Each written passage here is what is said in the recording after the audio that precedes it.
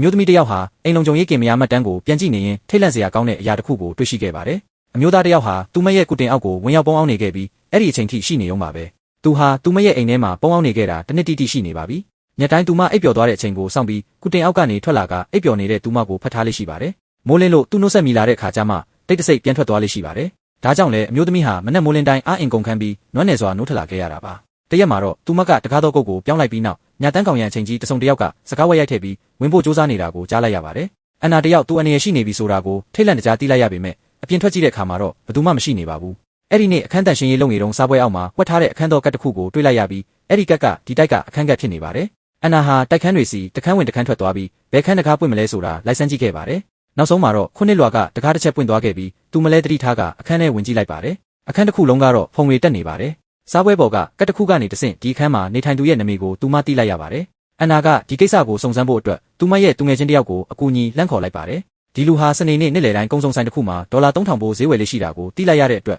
သူတို့နှစ်ယောက်တွားရောက်ဆောင်ကြည့်ခဲ့ကြပါတယ်။ထင်ထားတဲ့အတိုင်းပဲမကြခင်မှာအမျိုးသမီးတစ်ယောက်ရောက်လာပြီးဒေါ်လာ3000တိတိသုံးသွားခဲ့ပါတယ်။သူတို့နှစ်ယောက်လည်းချက်ချင်းဆိုသလိုအဲ့ဒီအမျိုးသမီးနောက်ကိုခိုးလိုက်သွားပေမဲ့လမ်းခွတစ်ခုအရောက်မှာတော့လူကွဲလိုက်ရပါတယ်။အန်နာဟာတန်တရားဖြစ်เสียကောင်းတဲ့အိမ်တစ်လုံးကိုတွေ့ရှိသွားပါတယ်။သူမတယောက်တည်းအိမ်နာကပ်သွားပြီးကြည့်လိုက်တဲ့အခါတကားတော့ကသူမအခန်းကတော့နဲ့ပုံစံတူနေတာကိုသတိထားမိလိုက်ပါတယ်။သူမ